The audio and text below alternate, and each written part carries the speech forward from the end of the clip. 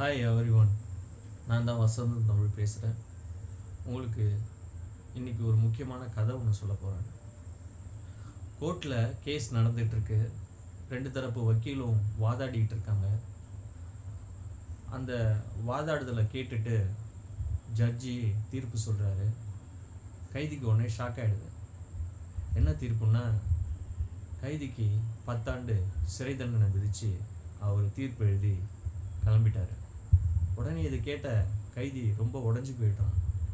பக்கத்தில் இருக்கிற 2 கான்ஸ்டபிளும் கைதியை அப்படியே கையோடு பிடிச்சிட்டு வந்து நேராக அங்கே பக்கத்தில் வெளியில் இருக்கிற வேனில் ஏற்றி உட்கார வைக்கிறாங்க. அவனால் ஒன்றும் சொல்லிக்க முடியல.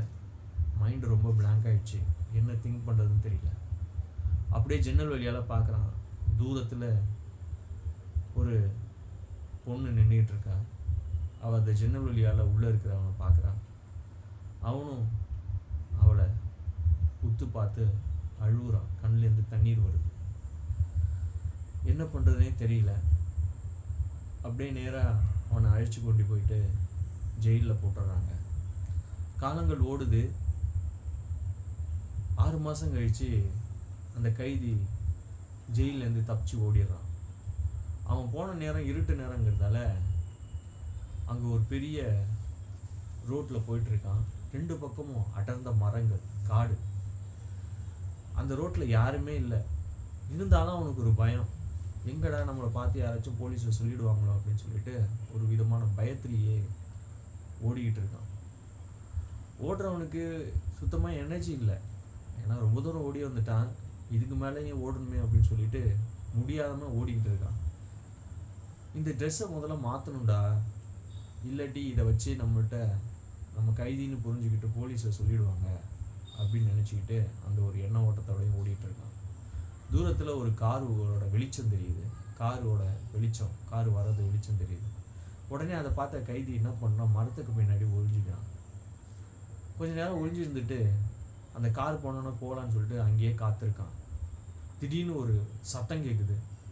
போய் பார்த்தா அந்த காரு நேராக அவனுக்கு எய்த்தாப்பில் அந்த மரத்தில் மோதி ரொம்ப அந்த பேலட்லாம் உடஞ்சி போயிடுது. அது உள்ளே பார்த்தா ஒரு ஆள் ரொம்ப உயிருக்கு போராடிட்டு இருக்காரு. உடனே அந்த கைதி என்ன பண்ணால் அந்த ஆளை வெளியில் தூக்கி எடுக்கிறான். எடுத்துட்டு அவர் சொல்கிறாரு, என் பேர் சந்துரு, கார் பின் சீட்டில் அப்படின்னு சொல்லிட்டு அவர் இறந்து போயிடுறாரு. உடனே கைதி யோசிக்கிறான். அந்த சந்துருவை பார்த்தா அப்படியே கைதி மாதிரியே தெரியுது. அட்லீஸ்ட் ஒரு 80% அந்த உடல் அமைப்பு, முக அமைப்பு எல்லாமே மேட்ச் ஆகுது.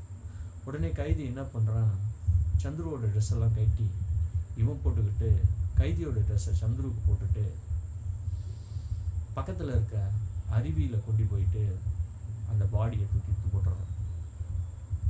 உடனே வேகமாக வந்து காருக்கு பின்னாடி இருக்கிற டாக்குமெண்ட்ஸ்லாம் எடுத்து பார்க்கலாம். அதில் பேர் போட்டிருக்கு, சந்துரு இந்த கம்பெனி ஓனர் அப்படின்னு சொல்லிட்டு. சரிடா அப்படின்னு சொல்லிட்டு அதெல்லாம் படித்து நல்லா மண்டையில் ஏற்றிக்கிறான். அங்கே பக்கத்துலேயே நின்றுக்கிட்டு இருக்கப்ப தூரத்துலேருந்து 2 வீலரில் 2 பேர் வராங்க. வந்துட்டு, சார் என்ன சார் ஆச்சு உங்களுக்கு? கார்லாம் ரொம்ப சேதமாயிருக்கு, உங்களுக்கு எதாவது அடிபட்டுருக்கா சார்? ஆம்புலன்ஸ் வர சொல்லுவா சார் அப்படிங்கிறான். ஆம்புலன்ஸ் வர சொல்லுங்க, பட் எனக்கு ரொம்ப அடிலாம் இல்லை, சின்ன சராய்ப்பு தான் இருக்குது அப்படிங்கிறான்.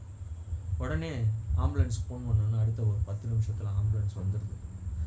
அந்த ஆம்புலன்ஸில் அவனை ஸ்ட்ரெச்சரில் வச்சு கைதியை சந்துருவமாரின கைதியை தூக்கி போட்டுட்டு போயிட்டுருக்காங்க. அவன் மனசில் நிறைய ஓடுது. என்னடா நமக்கு அடிபடலை, அவனுடைய ட்ரெஸ்ஸை தான் எடுத்து போட்டிருக்கோம், எங்கே டாக்டர் கண்டிப்பாக கண்டுபிடிச்சிடுவாங்களோ அப்படிங்கிற ஒரு பயத்துலேயே அப்படியே போயிட்டுருக்கான். அடுத்த ஒரு 10-20 நிமிஷத்தில் ஹாஸ்பிட்டல் வருது. ஹாஸ்பிட்டலில் வேகமாக உள்ளே அழைச்சிட்டு போகிறாங்க. அவனுக்கு ஃபஸ்ட் எய்ட்லாம் பண்ணுறாங்க, மெடிசன்ஸ்லாம் கொடுக்குறாங்க. ஐயோ, அவன் பட்டில் படுத்துருக்கப்போ அவனுக்கு ஒரு பயம். ஐயோ, டாக்டர் கண்டுபிடிச்சிட்டாங்க போல இருக்குது, நமக்கு ஒன்றும் காயம் இல்லையே ஐயோ அப்படின்னு சொல்லிட்டு நினச்சிட்டு இருக்கப்போ பக்கத்து அறையிலேருந்து ஒரு சத்தம் கேட்குது. 2 பேர் பேசிக்கிறாங்க. அதில் அவர் சொல்கிறாரு, அந்த பேஷண்ட்டுக்கு ஒன்றும் கிடையாது, விபத்து நடந்தால மனசில் ஒரு அதிர்ச்சி தான் ஏற்பட்டிருக்கு, 2 நாள் ரெஸ்ட் எடுத்தால் சரியாக போயிடும், இந்த மெடிசன்ஸ்லாம் கொடு அப்படின்னு சொல்லிட்டு சொல்கிறாரு. சரிங்க சார், நான் கொடுத்துறேன் சார் அப்படின்னு ஒரு லேடி வாய்ஸும் கேட்குது. இதை கேட்ட அவனுக்கு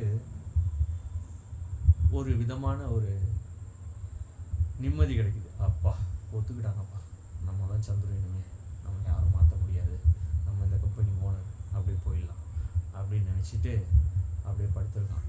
படுத்துட்டு அப்படியே கண்ணை எழுந்து தூங்கிடுறான். மறுநாள் காலையில் எழுப்புறாங்க யாரும். என்னடா எழுந்தோன்னு பார்த்தா எழுப்புறாங்க. கண் திறந்து பார்த்தா இன்ஸ்பெக்டர் நிற்கிறார். இவனுக்கு மனசில் ஓடுது, ஐயோ இன்ஸ்பெக்டரா, என்ன பண்ணுறது, கண்டுபிடிச்சிட்டாங்களோ அப்படின்னு சொல்லிட்டு மனப்பதட்டத்தில் இருக்கான். ஒருவேளை ஆக்சிடென்ட்னால தான் யாராச்சும் சொல்லியிருப்பாங்க, அதை விசாரிக்கிறதுக்கு வந்திருப்பாங்க அப்படிங்கிற ஒரு எண்ண ஓட்டமும் இருக்குது. உடனே என்ன பண்ணுறாங்க, அந்த இன்ஸ்பெக்டர் கேட்குறாரு, நீ தானே சந்துரு அப்படிங்கிற. உடனே அவன் கொஞ்சம் நேரம் யோசனை பண்ணிவிட்டு, ஆமாம் சார், சந்துரு சார். நீங்கள் இந்த கம்பெனி ஓனர் தானே? ஆமாம் சார், இந்த கம்பெனி ஓனர் தான் sir. You are under arrest அப்படின்னு அவங்க சொன்னோன்னே தூக்கி வரி போகும். ஐயோ என்ன பண்ணுறதுன்னு முடியாமல் மூழ்கிறான் அவன். உடனே என்னடா இது இப்படி இருக்குது, யாராக இருக்கும் நம்மளை இருந்தா? நீங்கள் உங்கள் மனைவியை கொன்னுட்டு வேகமாக கார் ஓட்டிட்டு வரப்போ ஆக்சிடெண்ட் பண்ணியிருக்கீங்க. அதனால் உங்கள் மனைவியை கொன்னதுக்காக, கொலை குற்றத்துக்காக உங்களை அரெஸ்ட் பண்ணுறோம் அப்படின்னு சொல்லி அந்த இன்ஸ்பெக்டர் சொல்கிறார். உடனே சந்துரு, என்னடா பண்ணிட்டு வந்த, ஒரு கொலைகாரனுக்காகவடா நான் வேஷம் போட்டேன், ஐயோ மறுபடியுமா அப்படின்னு சொல்லிட்டு அவனை போய் கோர்ட்டில் போய் ஏற்றி குற்றவாளி கூண்டில் நிற்க வைக்கிறாங்க. ஜட்ஜ் மறுபடியும் சொல்கிறாரு, உனக்கு 10 வருஷம் கடுங்காவல் தண்டனை அப்படிங்கிறார் கொலை குற்றத்துக்காக. என்ன பண்ணுறதுன்னே தெரியாமல் அவன் கண்ணு முழிச்சு போய், கண்ணு பிதுங்கி போய் அப்படியே சோகமாக மறுபடியும் அதே வேனில் ஏறி ஜெயிலுக்கு போகிறான். அவன் மனசில் நினைக்கிறான், நான் வேறு மாதிரி ஆகலான்னு பார்த்தேன், வேறு மாதிரி எவன் மாதிரி ஆகணுமோன்னு நினச்சனோ அவனே ஒரு கொலையை பண்ணிட்டு வந்திருக்காங்கிறது எனக்கு தெரியாமல் போச்சு, ஐயையோ அப்படின்னு சொல்லி ரொம்ப மனம் உடைஞ்சி போய் மறுபடியும் அவனை ஜெயிலில் தூக்கி போட்டுறாங்க. இதுதான் கதை ஃப்ரெண்ட்ஸ். தேங்க்யூ.